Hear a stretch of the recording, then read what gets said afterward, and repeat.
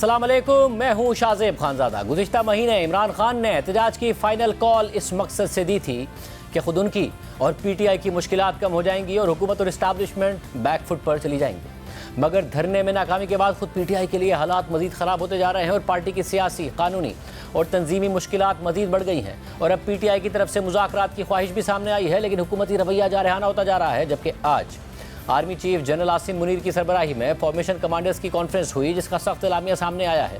और एलामिया के मुताबिक फोरम ने दारुल हुकूमत की अहम सरकारी इमारतों की हिफाजत और गैर मुल्की मेहमानों को महफूज माहौल फराहम करने के लिए फ़ौज की कानूनी तैनाती पर होने वाले मज़मूम प्रोपेगेंडे पर तशवीश का इजहार किया है। ये प्री प्लान, कोऑर्डिनेटेड और तयशुदा प्रोपेगेंडा कुछ सियासी अनासिर की जानिब से पाकिस्तान के अवाम और मुसल्लह अफवाज और इदारों के दरमियान दरार पैदा करने के लिए होने वाली एक गहरी साजिश का तसलसल है। लेकिन बैरूनी अनासिर की हिमायत याफ्ता ये कोशिश कभी कामयाब नहीं होगी। एलामे के मुताबिक फोरम ने इस बात पर जोर देते हुए कहा है कि यह ज़रूरी है कि हुकूमत जहर उगलने, झूठ बोलने और तकसीम के बीज बोने के लिए इजहार राय की आज़ादी के बेलगाम और गैर इखलाकी इस्तेमाल को रोकने के लिए सख्त कवानीन और जवाबित को नाफिज करे और उन पर अमल दरामद को यकीनी बनाए। एलामे के मुताबिक सियासी और माली मफादात के लिए फेक न्यूज़ फैलाने वालों की निशानदही और उन्हें इंसाफ के कटहरे में लाने की ज़रूरत है। फोरम ने यह फैसला किया है कि फ़ौज कौम और अवाम की खिदमत के लिए पुरअज़म है और तमाम दाखिली और खारजी खतरात से बगैर किसी तासुब और सियासी वाबस्तगी के कौम और अवाम की हिफाजत करेगी और बेगुनाह लोगों को एक दूसरे के खिलाफ खड़ा करने की किसी भी कोशिश और ज़ाती मफादात के लिए तशद्दुद के इस्तेमाल को हरगिज़ बर्दाश्त नहीं किया जाएगा। इससे पहले आज 9 मई को GHQ पर हमले से मुताल्लिक केस में इमरान खान समेत 100 मुल्जिमान पर फर्द जुर्म आयद कर दी गई है। ताहम इमरान खान समेत तमाम मुल्जिमान ने सेहत जुर्म से इनकार कर दिया है और आम बात यह है कि 9 मई से मुताल्लिक ये पहला मुकदमा है जिसमें इमरान खान पर फर्द जुर्म आयद की गई है। मगर सिर्फ यही नहीं, हालिया एहतजाज के बाद इमरान खान पर कई नए मुकदमात भी दर्ज हो गए हैं। आज इस्लामाबाद पुलिस ने इस्लामाबाद हाई कोर्ट में रिपोर्ट जमा कराई, जिसके मुताबिक 24 नवंबर के एहतजाज के बाद इमरान खान पर मजीद 14 नए मुकदमात बनाए गए हैं, जिसके बाद सिर्फ इस्लामाबाद में इमरान खान के मुकदमात की तादाद 76 हो गई है। साथ ही एहतजाज के बाद से इमरान खान के अलावा पार्टी क़यादत की मुश्किलात भी बढ़ गई हैं। आज कौमी असम्बली में अपोजिशन लीडर उमर अयूब और साबिक सूबाई वजीर राजा बशारत समेत पीटीआई के कई रहनुमाओं को अडियाला जेल के बाहर से गिरफ्तार कर लिया गया है। इसके अलावा इमरान खान की अहलिया बुशरा बीबी की कानूनी मुश्किलात भी बढ़ती जा रही हैं। तोशाखाना केस 2 में मुसलसल अदमपेशी पर वारंट गिरफ्तारी भी जारी कर दिए गए हैं, जबकि इसी केस में बुशरा बीबी की जमानत मनसूख करवाने के लिए FIA ने इस्लामाबाद हाई कोर्ट से रुजू किया हुआ है, जिस पर आज समाअत करते हुए जस्टिस मियां गुल हसन औरंगजेब ने बुशरा बीबी को नोटिस जारी करके आइंदा हफ्ते जवाब तलब कर लिया है। समाअत में FIA का मौक़िफ़ था कि बुशरा बीबी इस्लामाबाद हाई कोर्ट से मिलने वाली जमानत का गलत इस्तेमाल कर रही हैं और ट्रायल कोर्ट की अक्सर समातों में पेश नहीं हो रही हैं। वाज़ेह रहे कि 190 मिलियन पाउंड केस में अदमपेशी पर पहले ही बुशरा बीबी के नाकाबिल जमानत वारंट गिरफ्तारी निकले हुए हैं, जिसे आज भी अदमपेशी पर जज ने बरकरार रखा है। ताहम परसों बुशरा बीबी राहदारी जमानत हासिल करने के लिए पेशावर हाई कोर्ट में पेश हुई थी, जिस पर अदालत ने उन्हें 23 दिसंबर तक राहदारी जमानत दे दी थी। अब एक तरफ हालिया एहतजाज के बाद तहरीक इंसाफ मुतादिद कानूनी मुश्किलात का शिकार हो गई है, तो दूसरी तरफ तहरीक इंसाफ में तंजीमी मसाइल और इख्तलाफात बढ़ते जा रहे हैं और अब खुलेआम सामने आ रहे हैं। आज अडियाला जेल के कमरा अदालत में पीटीआई के चेयरमैन बैरिस्टर गौहर खान और सेक्रेटरी जनरल सलमान अकरम राजा की इमरान खान की बहन अलीमा खान से तकरार हुई, जो हालिया एहतजाज में मरने वाले कारकुनों की तादाद के बारे में थी। जियो न्यूज़ के नुमाइंदे शब्बीर डार के मुताबिक अलीमा खान ने गौहर खान से सवाल किया कि आपने 12 शहादतें ही क्यों बताईं, तो बैरिस्टर गौहर खान ने जवाब दिया कि हमारे पास मौजूद तफसीलात की तस्दीक के बगैर इजाफा कैसे कर सकते हैं। अलीमा खान ने पूछा कि क्या आपको मालूम है कि हमारे कितने लोग लापता हैं, तो बैरिस्टर गौहर खान ने जवाब दिया कि हमने टीमें बनाई हुई हैं जो लापता लोगों पर काम कर रही हैं। सलमान अकरम राजा ने अलीमा खान से कहा कि पार्टी तमाम तफसीलात इकट्ठी करने में लगी है, यकीन करें कि इस मामले को पार्टी ऐसे ही नहीं जाने देगी। बैरिस्टर गौहर खान ने कहा कि मेरे पास 12 शहादतों के सिवा कोई मुसद्दिका शहादत नहीं है, मैं कैसे कह दूं कि सैकड़ों लोग शहीद हुए हैं। इस पर अलीमा खान ने उनसे पूछा कि आप ये बताएं कि आप किस किस शहीद और जख्मी के घर गए, तो बैरिस्टर गौहर खान ने जवाब दिया कि सलमान अकरम राजा से पूछ लें, जो कारकुन कंटेनर से गिरा था हम उसके घर गए थे। इस दौरान सलमान अकरम राजा ने कहा कि जो कारकुन अदालतों में पेश हो रहे हैं, खुदा के लिए उनको लापता ना कहें। और फिर अलीमा खान अडियाला जेल के बाहर आईं और मीडिया से बात करते हुए उन्होंने बैरिस्टर गौहर खान से 12 शहादतों के मामले पर बहस की तस्दीक की। इमरान खान ने जो कहा था उनके पास कार्ड है, आज बल्कि उन्होंने उसका जिक्र किया कि मैं जल्द ये कार्ड रिवील करने लगा हूँ। तो इतनी उन्होंने बात की और हमने कहा इंतजार कर लें, हमें पता तो चले कि ये क्या कार्ड है, लेकिन उसके बाद वो चले गए। जो बड़ी खुशाइन चीज़ है, 9 मई का आखिरकार केसेस अगर फर्द जुर्म सब पे लगा दें तो बहुत अच्छा होगा, ताकि ये केस चलाएं और यहाँ पे लाकर उसके सबूत पेश करें कि किस बिना पे इतने हजारों लोगों को आपने इस केसेस में मुलविस कर दिया। नंबर्स पे आपकी और उससे गौर की क्या बात हुई? 12 नंबर शहादतों का नहीं है। जब तक हमारे पास बाकी रिकॉर्ड नहीं आता, हमें ये नंबर की जरूरत नहीं है।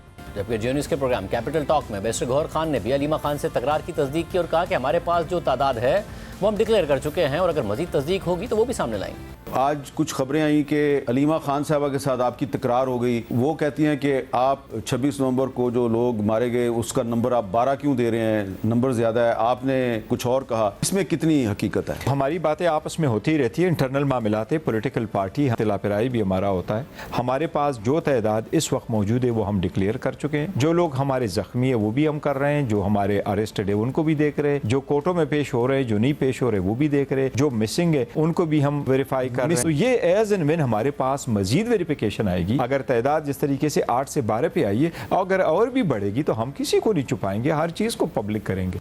तहरीक इंसाफ के हालिया एहतजाज के बाद पीटीआई हुकूमत पर एक संगीन इल्ज़ाम लगा रही है और दावा कर रही है कि इस्लामाबाद पुलिस तासुब बरतते हुए शनाख्ती कार्ड देखकर बेगुनाह पश्तूनों को गिरफ्तार कर रही है। वज़ीर आला खैबर पख्तूनख्वा अमीन गंडापुर ने इस हवाले से वज़ीर आज़म शहबाज शरीफ को बाज़ाब्ता ख़त लिखा है, जिसके मुताबिक मैं एक तशवीशनाक मामले की तरफ आपकी तवज्जो दिलाना चाहता हूँ जो इस्लामाबाद में पश्तून मजदूरों के साथ होने वाले सलूक से मुताल्लिक है, ख़ासतौर पर उनकी अंधाधुंध पकड़ धकड़ और उन पर इंसदाद दहशतगर्दी एक्ट के तहत बेबुनियाद FIRs के इंदराज से मुताल्लिक है। ये अफराद जो बुनियादी तौर पर कम तनख्वाहों वाली नौकरियाँ करते हैं, उन्हें तहरीक इंसाफ के हालिया पुरअमन सियासी एहतजाजों के बाद गैर मुनसिफाना तरीके से टारगेट किया गया। अमीन गंडापुर ने खत में वज़ीर आज़म शहबाज शरीफ से मजीद कहा है कि मैं रवा साल अक्टूबर का एक इवेंट आपकी तवज्जो में लाना चाहूँगा कि जब आपके वज़ीर दाखिला को पेशावर जाना पड़ा और खैबर पख्तूनख्वा में सियासी जमात के जरिए से मदद मांगनी पड़ी ताकि खैबर में पश्तून कौमी जिरगा से मुताल्लिक पेश आने वाले एक नाखुशगवार वाक़े के बाद कशीदगी में कमी लाई जा सके और यूँ सूरत हाल को सियासी हदूद से बालातर होकर इज्तिमाई कोशिश के जरिए हल कर लिया गया। अमीन गंडापुर ने मज़ीद लिखा है कि पाकिस्तान जैसी फेडरेशन में यह ज़रूरी है कि सियासी मामलात को अक्सरियती या नस्ली बुनियाद पर देखने के बजाय पुरअमन और तामीरी बातचीत के जरिए हल किया जाए। कौम के वज़ीर आज़म की हैसियत से यह आपके लिए इंतहाई अहम है कि आपको एक मुत्तहिद करने वाली और हमदर्दी रखने वाली शख्सियत के तौर पर देखा जाए जो तमाम शहरियों की यकसा तौर पर नुमाइंदगी करता हो। और ये ज़रूरी है कि सियासी इख्तिलाफात को किसी ख़ास नस्ल को कमज़ोर करने के लिए इस्तेमाल ना किया जाए। मेरी आपसे गुजारिश है कि इस्लामाबाद में पश्तून वर्कर्स की सूरत हाल को रिव्यू करें और बोगस FIRs को ख़त्म करने के लिए फौरी तौर पर एक्शन लें। साथ ही जिन अफराद को गलत तरीके से हिरासत में लिया गया उनको रिहा करें। आखिर में मैं दुआ करता हूँ कि खुदा आपको अपनी जिम्मेदारियाँ पूरी करते हुए वो हिम्मत और दानाई अता करे जो हमारी कौम को एक जज्बे और समझबूझ के साथ लीड करने के लिए दरकार होती है। अमीन गंडापुर ने खत लिखा है, जबकि आज इमरान खान के वकील फैसल चौधरी ने मीडिया से बात करते हुए कहा कि इमरान खान ने मुज़ाकरात के लिए उमर अयूब की सरबराही में 5 रुकनी कमेटी बनाई है जिसमें असद कैसर, सलमान अकरम राजा, साहबजादा हामिद रजा और अमीन गंडापुर शामिल हैं। आगे का लाएमल भी दिया है इमरान खान साहब ने, हम कैसे 26 के बाद की जो सारी शहादतें हैं इसको कैसे डील करना है, इस पे हमारा अगला लाएमल क्या होगा। नई कमेटी एक तश्कील दी गई है उमर अयूब साहब की सरबराही में जो कि नेगोशिएट करेगी और कुछ मुज़ाकरात के लिए 5 मेंबरी कमेटी है, उसका ऐलान आज किया है। उमर अयूब साहब सरबराह हैं, असद कैसर साहब, सलमान अकरम राजा साहब, उसमें हामिद रजा साहब और अमीन गंडापुर साहब, ये 5 हैं हमारे दोस्त हैं जिनके ऊपर जो है ये मुज़ाकराती कमेटी तश्कील दी गई है। मगर कुछ ही देर बाद अडियाला जेल के अहाते से उमर अयूब की गिरफ्तारी की खबर सामने आई। इन तमाम चीज़ों पर बात करेंगे। पहले आज अलीमा खान साहिबा और बैरिस्टर गौहर खान के दरमियान क्या बहस हुई, पूछते हैं जो एनी शाहिद हैं इस बहस के, जियो न्यूज़ के नुमाइंदे शबीर डार से। शबीर डार, बहुत शुक्रिया मुझे ज्वाइन करने के लिए। शबीर, क्या एक अच्छे माहौल में बात हुई जिसमें अलीमा बीबी ये कह रही थी कि आप नंबर मत बताएं और बैरिस्टर गौहर कह रहे थे कि भाई जितने सबूत हैं उतना ही बताएंगे, अब कैसे कह दूँ कि सैकड़ों शहादतें हुई हैं, या बहुत ज़्यादा नाराज़ हो रही थी अलीमा खान साहिबा?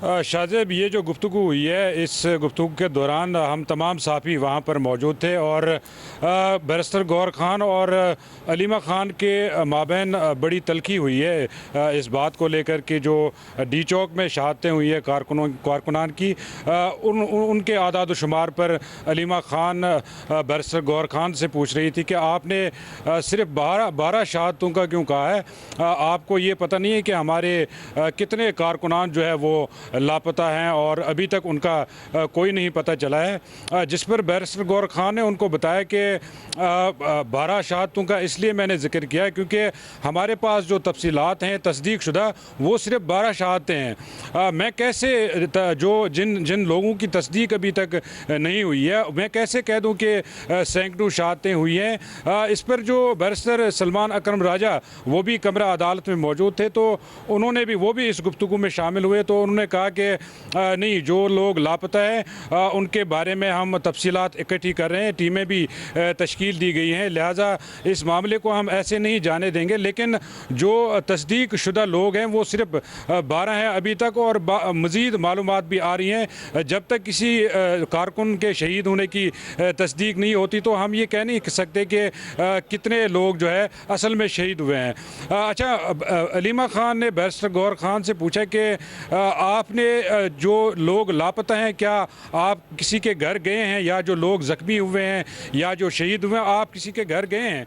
तो इस पर बैरिस्टर गौहर खान ने कहा कि बैरिस्टर सलमान अकरम राजा इस बात के गवाह हैं कि जो एक कारकुन हमारा कंटेनर से गिरा था, जो बाद में पता चला जी कि वो ज़ख्मी है, शहीद नहीं हुए हैं, तो हम उनके घर गए हैं, उनसे ताज़ियत भी किए हैं, CM KP हाउस भी गए हैं, तो वहाँ पे भी हम उनसे मिले हैं। तो अलीमा खान बाकायदा तौर पर जैसे किसी मामले की इन्वेस्टिगेशन जो है शुरू कर दी थी बैरिस्टर गौहर खान की अलीमा खान ने। इस मामले पर मैं आपको बताऊं कि ये मामला 2 दिन कबल शुरू हुआ, क्योंकि जब 10 दिन बाद अडियाला जेल में बैरिस्टर गौहर खान सलमान अकरम राजा इमरान खान से मिले थे, तो उन्होंने उनको ब्रीफिंग दी थी कि जो डी चौक में जो एहतजाज हुआ है उसमें कितने कारकुनान शहीद हुए हैं, कितने ज़ख्मी हैं, तमाम तफसीलात इमरान खान को फराहम कर दी गई थी। जिसके बाद इमरान खान ने इस पर अफसोस का भी इजहार किया था और उन्होंने अपना पॉइंट ऑफ व्यू भी दिया था। लेकिन गुज़श्ता रोज़ जब अलीमा खान बल्कि तीनों बहनें जब इमरान खान से मिली तो उन्होंने मज़ीद मालूमात इमरान खान को दी, जिस पर इमरान खान ने कहा कि बैरिस्टर गौहर खान और सलमान अकरम राजा ने जो फिगर्स दिए हैं या जो तफसीलात दिए हैं वो पूरी नहीं थी। आज मुझे पता चला है कि हमारे बहुत ज़्यादा लोग शहीद हुए हैं और बहुत ज़्यादा लोग ज़ख्मी हैं। उन्होंने यहाँ तक भी कहा कि जो बैरिस्टर गौहर खान हैं उनको शायद पता ही नहीं है चीज़ों का, और शायद वो मौके पर मौजूद भी नहीं थे।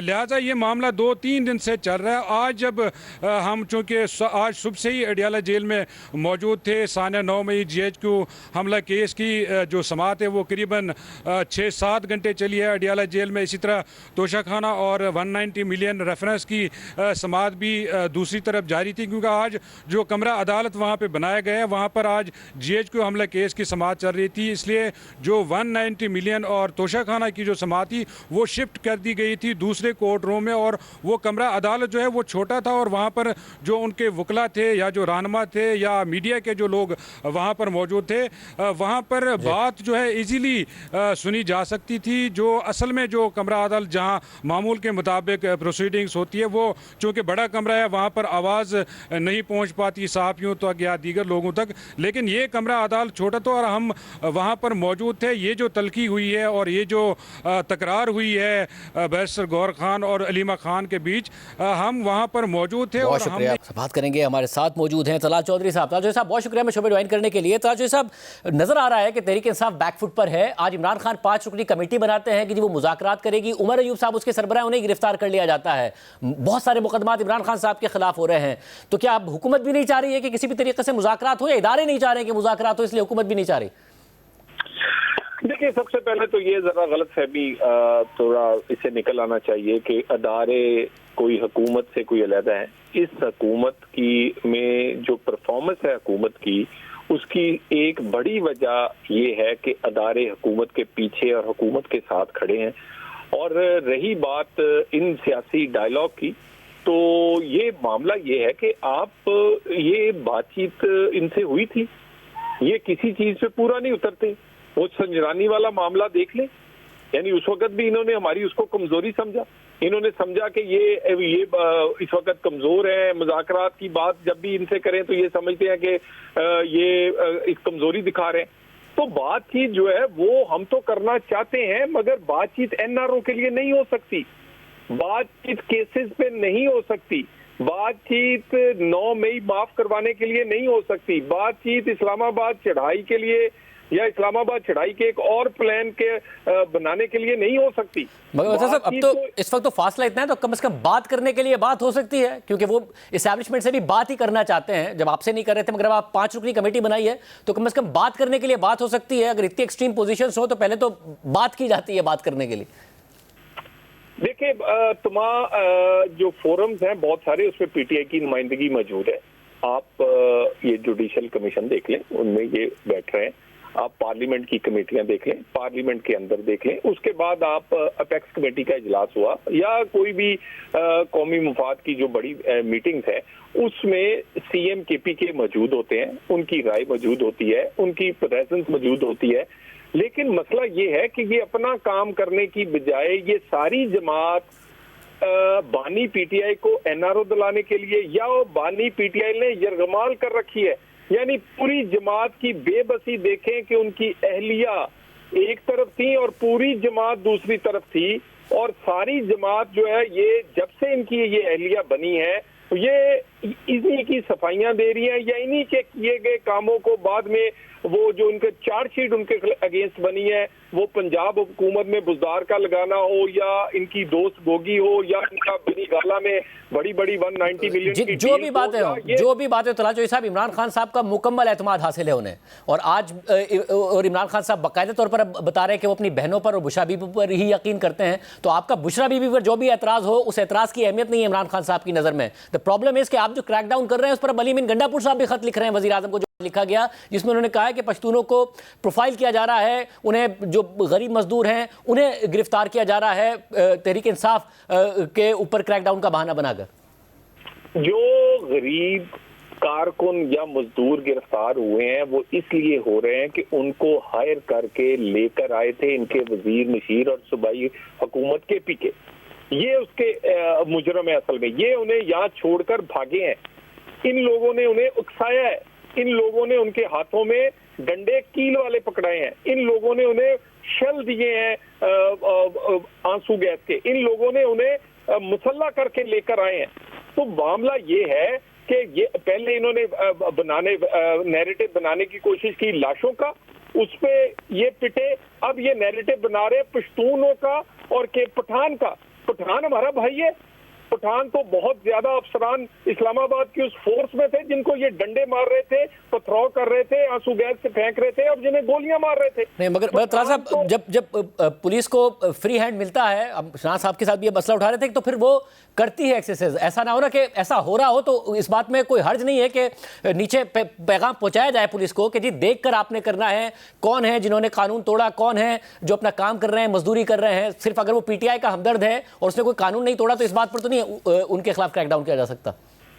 देखिए मेरी बात, सबसे पहले तो कानून तोड़ा गया है कि जब पहले वफाकी हुकूमत ने अनाउंस किया, उसके बाद इस्लामाबाद हाई कोर्ट का एक फैसला आया, फिर उसके बाद ये पता था कि ये एहतजाज जो है ये किसी सूरत भी उन कवानीन को या आइन के दायरे में नहीं है। इनको फिर हमने आइन के दायरे में लाने के लिए इनसे बातचीत की, संजरानी पर मनवाया कि ये आइन के दायरे में रह के एहतजाज करें। उसके बावजूद इस्लामाबाद के रेड जोन तक आना क्या कानून तोड़ना नहीं? इस्लामाबाद जो वो शहीद हुए हैं वहां पर जिनको रौंदा गया है गाड़ी से, क्या जो आंसू गैस के शेल चलाते रहे, जब पथराव करते रहे या वहां बगावत जैसे ऐलान करते रहे, बात ये है कि इस सब के मुजरम ये खुद हैं और इनको सामने ये इतने बुज़दिल हैं, उनको पहले छोड़कर भागे, अब उनके मुकदमात में भी उनको कहते हैं कि इनको पकड़ लें, खुद पीछे। यानी ये कैसी गोलियां थी जो किसी एमएनए को नहीं लगी। अब ये आज जो फॉर्मेशन कमांडर्स की कॉन्फ्रेंस के बाद एक सख्त एलामिया आया है, उसके बाद यही तस्वुर किया जाए कि तहरीक इंसाफ पर मजीद सख्त वक्त आएगा, हुकूमत देखेगी और उसमें हिस्सा भी डालेगी, क्योंकि वो पॉलिटिकल ओपोजिशन है, तो होता रहे। देखिए मेरी बात सुने, जो मैं आपको पहले कह चुका हूं और मैं दोबारा आपको, मैंने एक दफा पहले कहा था कि अमेंडमेंट्स आएंगी। अगर 26वीं तरमीम ना हुई होती और अदारे हुकूमत के साथ उस तरह ऑन बोर्ड ना होते जैसे पाकिस्तान में पहला होता रहा है, तो ये एहतजाज भी कामयाब हो जाता। ये एहतजाज इस्लामाबाद में एंटर बाद में होता, इसका 100 मोटो पहले हो चुका होता। हुकूमत कटहरे में होती और ये बगावत करने वाले चढ़ाई कर रहे होते। तो बात यह है कि अदारे इस वक्त चाह रहे हैं कि पाकिस्तान में जो पॉलिटिकल स्टेबिलिटी है, जिससे इकोनॉमिक स्टेबिलिटी आ रही है, जिससे स्टॉक एक्सचेंज बेहतर हो रही है, रुपया तकड़ा हो रहा है, महंगाई कम हुई है, 5% तक गई है। ये पॉलिटिकल स्टेबिलिटी को लूज नहीं किया जा सकता। ये सियासी रवैया आप स्टेबिलिटी के चक्कर में पूरा आईटी सेक्टर अनस्टेबल कर दिया आपने। 99% कंपनियां कह रही हैं कि वो शिकायत कर रही हैं। अब जो कायमा कमेटी के इजलास हो रहा है इसमें खुद नून लीग के सेनेटर सवाल उठा रहे हैं कि ये हो क्या रहा है, इंटरनेट की सुस्त रवि का आप भी शिकार होंगे सर। तो ये पॉलिटिकल स्टेबिलिटी के लिए एक पूरा सेक्टर आप अनस्टेबल कर रहे हैं, जिसके लिए बड़ी तवक्कात थी कि वो बहुत बड़ा एक्सपोर्ट्स में कंट्रीब्यूट करेगा और कर भी रहा है, इजाफा हुआ भी है। देखिए, जहां पर कमी कुताही है उसको ठीक करने को तैयार है, लेकिन आप ये तस्लीम करें कि इसी इंटरनेट को डिस्टेबलाइज करने के लिए इस्तेमाल किया जाता है, इसी को दहशतगर्द यूज करते हैं, इसी से दहशतगर्द यही वेबसाइटें इस्तेमाल करके जो अपने हमले प्लान करते हैं। तो है हाँ, इदारों का काम है उन्हें पकड़ने का, ना कि सारे मुल्क के लिए इंटरनेट स्लो कर देना का कि अवामी सारे के सारे परेशान हो जाएं। मैं अपना शाहजेब साहब बिल्कुल आपकी बात को कह रहा हूं कि इसको हमें ठीक करने की जरूरत है, ठीक करेंगे। हाँ, जो कमी कुताही हुई है वो नहीं होनी चाहिए, तो ठीक करेंगे इसको। और मुज़ाकरात अब कतई तौर पर नहीं करेंगे। 5 रुकनी कमेटी बनाई, चले उमर अयूब साहब गिरफ्तार हो गए, आप लोग नहीं है किसी मूड में तहरीक इंसाफ से मुज़ाकरात करने के? सर देखिए, सियासी रवैया अपनाए, सबसे पहले अपनी जिम्मेदारी केपीके की हुकूमत पूरी करे दहशतगर्दी के खिलाफ, लोगों की सेहत तालीम के लिए। उसके बाद सियासी रवैये के साथ इमरान खान ने जो यरगमाल बनाया हुआ पूरी जमात को, और पूरी जमात पर वो प्रेफरेंस देते हैं बुशरा बीबी जैसी गैर सियासी औरत को, ये रवैया छोड़े। और उसके बाद 9 मई में जो लोग इन्वॉल्व थे वो सरेंडर करें। ये जो बगावत है, इस तरह की आइंदा बगावत ना करने का ऐलान फरमाए और कहें कि वो कोई ऊपर से उतरे हुए नहीं है। वो तो बातचीत तो हम इन्हें जो फोरम है पार्लियामेंट का या अपेक्स कमेटी या बाकी मुश्तरका मुफादात की कौंसिल हर जगह करते हैं और करेंगे। बहुत शुक्रिया, लोगों की रोटी। बहुत शुक्रिया तलाजी साहब की गुफ्तगू आपने सुनी। होने क्या जा रहा है, अंदर के मामला क्या है, इस पर बात करेंगे एक ब्रेक के बाद। दोबारा खुशामदीद नाजरीन। होने क्या जा रहा है, हमारे साथ सीनियर साहब तज़कियाकार मुनीफ फारूक साहब मौजूद। मुनीफ साहब बहुत शुक्रिया मुझे ज्वाइन करने के लिए। ज़ाहिर है आप जब ये हो रहा था, धरने के लिए जा रहे थे, आप जब भी कह रहे थे कि इससे मतलूबा नताइज तो नहीं निकलेंगे, मगर शायद सख्ती तहरीक इंसाफ पर के खिलाफ हो। मजीद केसेस, गिरफ्तारियाँ शुरू हो गई हैं। फॉर्मेशन कमांडर्स की कॉन्फ्रेंस का एलामिया आपने देखा है, किस तरफ सूरत हाल जा रही है, क्योंकि तहरीक इंसाफ अब इस ख्वाहिश का इजहार कर रही है कि मुज़ाकरात करने को तैयार है। आज एक 5 रुकनी कमेटी भी बनाई गई, मगर उमर अयूब साहब उसकी सरबराही कर रहे थे, वही गिरफ्तार हो गए। बहुत शुक्रिया शाहजेब साहब। देखिए, इम्पोर्टेंट बात यह है कि जो मैं हमेशा आपके सामने भी अर्ज करता रहा हूं, वो है पाकिस्तान तहरीक इंसाफ की जानिब जो पाकिस्तान की एस्टेब्लिशमेंट है या इस पूरे निज़ाम की पॉलिसी, वो पॉलिसी कहीं तब्दील होती हुई नजर नहीं आ रही। पिछले दिनों जो एक इल्यूजन क्रिएट की गई, और वो गवर्नमेंट ने, मैं अब ये कह सकता हूं कि वो डिलिबरेटली क्रिएट की, जिसमें ये कहा गया, और मोहसिन नकवी साहब का क्योंकि राब्ता था गंडापुर साहब से, वो पहले तो यही कहते रहे कि आप मत आइए इस्लामाबाद, बेलारूस के प्रेसिडेंट आ रहे हैं, ये ना कीजिए, वो ना कीजिए, अच्छा आप आएंगे तो फिर संजानी चले जाएंगे, इस टाइप की चीजें। उनसे तहरीक इंसाफ को शायद ये तासुर मिला कि ये कोई बड़ी स्ट्रेटेजिक लेवल के डायलॉग का आगाज हो रहा है और इमरान खान साहब की रिहाई फिर मुमकिन हो रही है। वो जो भी इल्यूजन क्रिएट की गई वो महज एक इल्यूजन ही थी। कुछ ऐसा ही था कि आपको किसी ट्रक की बत्ती के पीछे जो एक मुहावरा लगा दिया जाता है, कोई सब्सटैंशियल बात नहीं थी जो तहरीक इंसाफ को ऑफर हो रही हो या मिल रही हो। जो 3 डिमांड्स थी उनके हवाले से तो जो हम चेक करता रहा मैं बार बार, वो यही पता लगता रहा कि नहीं, ये तो नॉन नेगोशिएबल चीजें, इन पे तो बात, ये नॉन स्टार्टर, इन पे कोई क्या बात करेगा।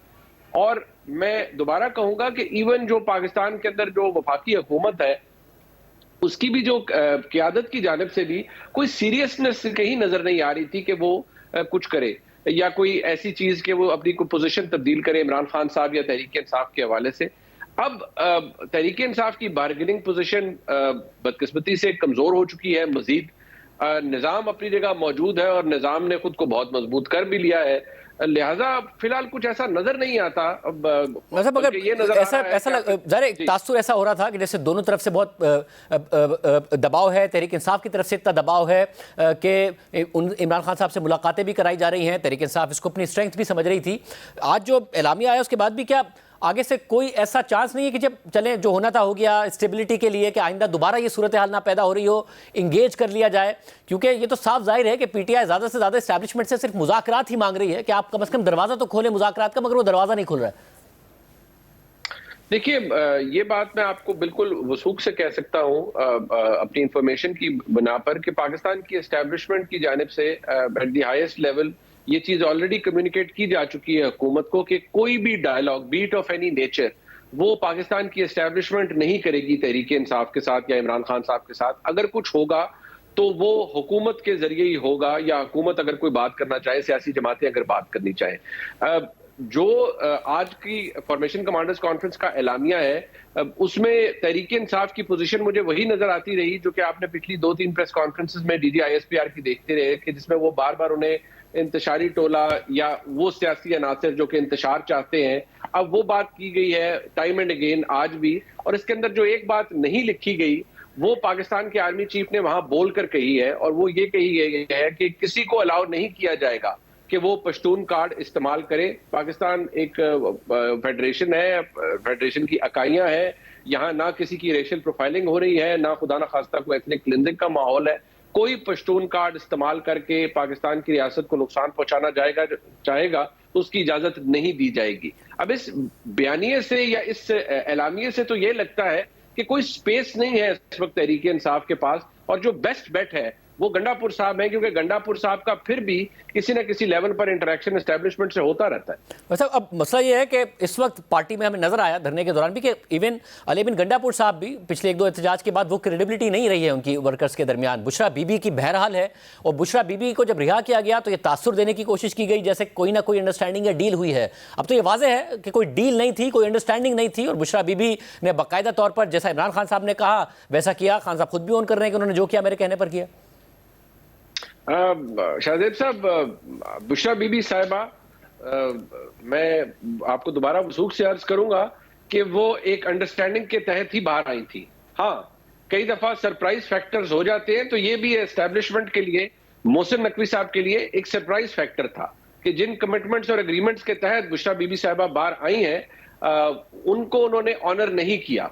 और बुशरा बीबी साहिबा के लिए जब उनका इस्लामाबाद आना, फिर उसके बाद उसकी कंटेनर के ऊपर आना, फिर डी चौक के ऊपर बार बार इंसिस्ट करना, ये बड़ा प्रॉब्लमैटिक इक्वेशन बन गई थी उस वक्त मोहसिन नकवी साहब के लिए भी, और पाकिस्तान की हुकूमत और पाकिस्तान की एस्टेब्लिशमेंट के लिए भी की। आपको याद होगा मैंने कुछ अर्से पहले भी आपके प्रोग्राम में अर्ज किया था कि कुछ चीजें आउट ऑफ सिलेबस हो जाती हैं, एज पर प्लान नहीं होती, क्योंकि वाटर टाइट गारंटीज तो नहीं होती। बुशरा बीबी साहिबा के अंदर के बाहर निकलने के अंदर जो लोग गारंटोर्स बने थे, अब शायद उनकी जवाब तलबी हो रही है किसी जगह पर कि भई आप तो ये कहते थे, आप तो वो कहते थे, आपने तो ये मुआहदे किए थे, आपने तो ये एश्योरेंसेस दी थी, अब वो नहीं हो रही तो उनके बारे में क्या कहा जा सकता है। लेकिन ये बात 100% अपनी जगह मौजूद है कि वो एक अंडरस्टैंडिंग के तहत बाहर आई है। और अब क्या होगा? बुशरा बीबी जाहिर है अब उनके वारंट भी जारी हो रहे हैं, मगर उन्हें वर्कर्स का भी एतमाद उन्हें हासिल हुआ है, इमरान खान साहब का भी एतमाद हासिल है। आगे होने एग्जैक्टली क्या जा रहा है? क्योंकि जाहिर 2-3 महीने बाद पार्टी फिर कह रही है मोबिलाइज करेंगे, इमरान खान साहब कॉल देते हैं, बहरहाल उनके वर्कर निकलते हैं। शाहजेब साहब, ये तो बिल्कुल मौजूद है कि तमाम तर प्रेशर्स और तमाम तर मसाइल के बावजूद पाकिस्तान तहरीक इंसाफ बहसियत एक जमात, बहुत मजबूत जमात है, वो अपनी जगह खड़ी हुई है। इमरान खान साहब की सपोर्ट बेस भी मौजूद है। हाँ, ये बात फैक्ट है कि पंजाब के अंदर जो आउटपोर होना चाहिए था वो नहीं हुआ। फिर एक अपॉलॉजी क्रिएट की गई कि नहीं जी, वो एक्चुअली बहुत ज्यादा क्रैकडाउन था पंजाब के अंदर। देखिए, हमने पहले भी देखा है जब इमरान खान साहब की हुकूमत गई थी उस वक्त भी हुकूमतों ने, उस वक्त भी बहुत कुछ हुआ था, उसके बाद भी बहुत कुछ हुआ। लाहौर में लोग निकलते रहे तहरीक इंसाफ के लिए, लाठीचार्ज भी हुआ, क्रैकडाउन भी होता था, गिरफ्तारियां भी होती थी। 25 मई के वक्त 2022 के करीब भी यही कुछ हुआ, लोग निकले। लेकिन इस दफा तो मैं बहसियत सहाफी ऑन पर्पज लाहौर में बाहर निकला और मुख्तलिफ जगहों पर गया जहां तहरीक इंसाफ के लोग निकलते थे। नहीं निकले लोग, ऐसा नहीं था कि हर लीडर के घर के बाहर पुलिस खड़ी थी। हाँ, पुलिस जरूर निकली, लेकिन पुलिस वाले भी सारा दिन मक्खियां ही मारते रहे, क्योंकि उन्हें कोई क्राउड ऐसा मिला ही नहीं जिसके ऊपर वो लाठीचार्ज करें या उन्हें 144 का नफाज यकीनी बनाए।